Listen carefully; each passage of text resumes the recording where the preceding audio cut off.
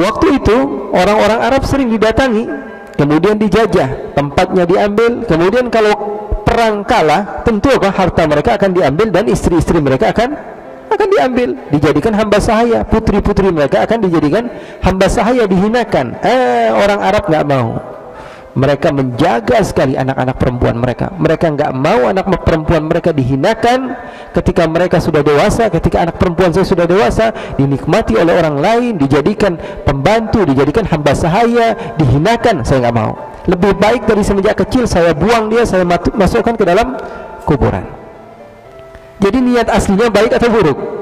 Baik, untuk menyelamatkan anak-anaknya. Cuman nggak tahu cara yang benar. Benar. Mereka memiliki ghirah, kecemburuan yang tinggi terhadap apa? Terhadap keluarga perempuan.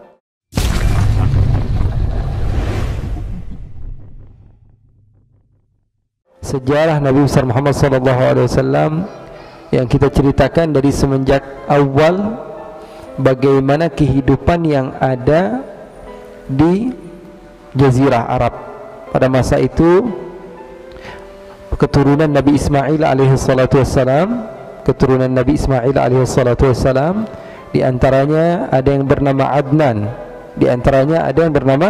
Adnan. Adnan memiliki keturunan terus menerus sampai kepada Abdul Manaf. Abdul Manaf punya keturunan, punya anak bernama Hashim, dan Hashim punya cucu namanya Nabi besar Muhammad sallallahu alaihi wasallam. Jadi Nabi Muhammad sallallahu alaihi wasallam itu keturunan Nabi Ismail. Nabi Muhammad SAW keturunan Nabi Ismail. Sementara para nabi yang lain kebanyakannya mereka keturunan Nabi Ishaq. Ya, Nabi Ibrahim punya anak, satu namanya Ismail, satu namanya Ishaq. Nabi-nabi yang lain, nabi-nabi yang ada di Bani Israel, kebanyakan mereka keturunan dari Nabi Ibrahim juga, tapi dari jalur Ishaq. Sementara Nabi Muhammad SAW itu keturunan Nabi Ibrahim juga dari jalur Nabi Ismail alaihi salatu wassalam. Jadi Nabi Muhammad SAW keturunan Nabi. Nabi Muhammad SAW keturunan Nabi, bahkan dibanggakan oleh para nabi-nabi dari semenjak zaman Nabi Adam, Nabi Nuh, ya, Nabi Hud, Nabi Ibrahim, semua membawa kisah tentang Nabi Muhammad SAW. Bahkan Nabi Musa, Nabi Isa itu diutus oleh Allah Subhanahu wa ta'ala untuk menceritakan kepada umatnya bahwa akan ada di antara syariatnya, akan ada nabi di akhir zaman yang membawa rahmat bagi sekalian alam, membawa kasih sayang. Ingat, saya beberapa kali saya ulangi, rahmat atau kasih sayang itu bukan hanya dengan cara tersenyum, tapi terkadang dengan cara tegas. Jadi rahmat itu artinya sayang sama anak main di trotoar kemudian dibilangin main aja nggak apa-apa, itu bukan sayang namanya. Betul atau tidak? Jadi rahmat jangan disalahkan artinya hanya senyum-senyum saja, tidak, tapi dengan dicubit anak tersebut itu adalah rahmat, kasih sayang. Dengan dimarahi anak tersebut itu namanya rahmat, kasih sayang. Jadi rahmat itu seperti apa? Seperti Nabi Muhammad SAW, lembut kepada orang yang lembut, ya, tegas kepada orang yang patut untuk ditegasi. Nabi Muhammad SAW diutus di kota Makkah, dilahirkan di kota Makkah. Ketika itu kota Makkah adalah tempat jahiliyah. Jahiliyah itu apa? Arti jahil itu apa? Bodoh. Tapi bodohnya mereka masih punya harga diri.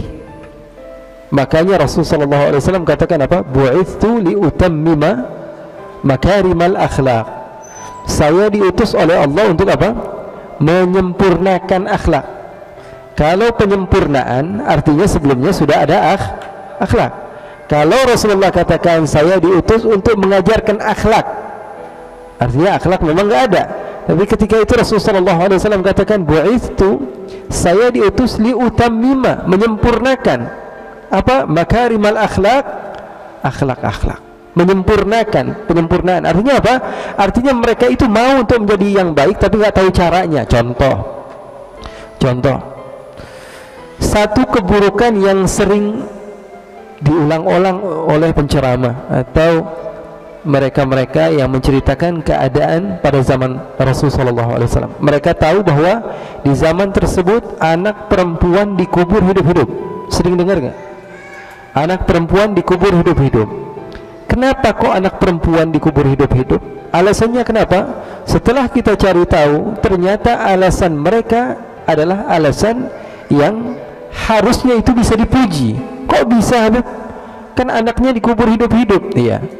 Mereka itu sebenarnya ya, orang Arab pada masa itu, orang kabilah-kabilah.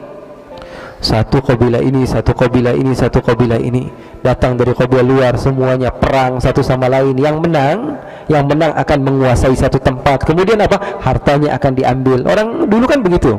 Yang kuat akan menjajah yang lemah akan terjajah. Begitu.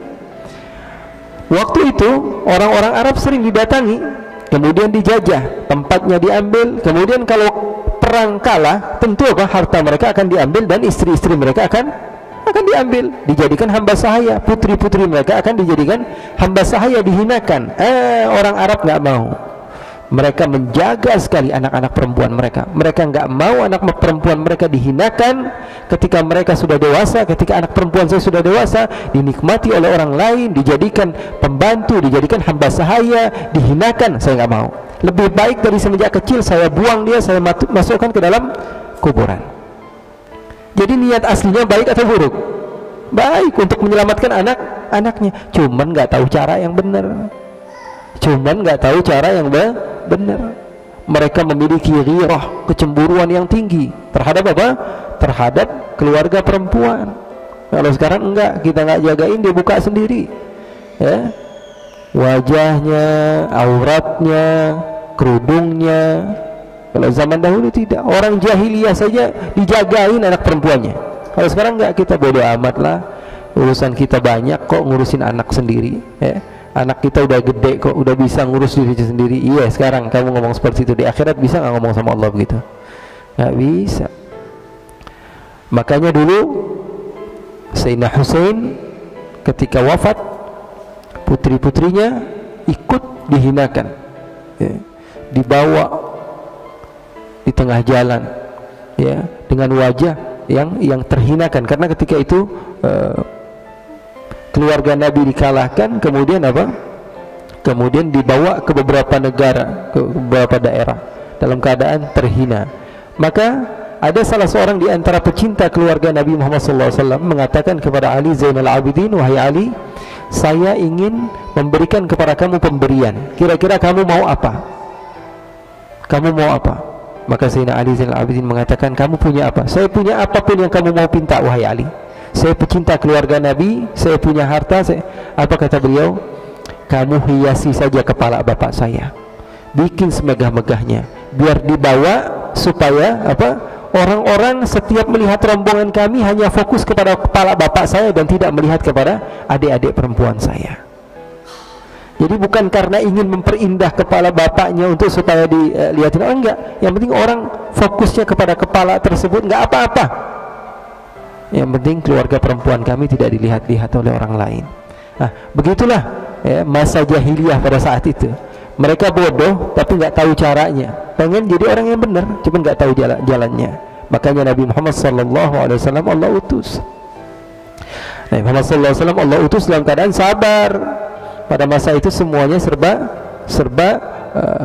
susah, dan pada masa itu juga tabiat orang Arab itu masih keras.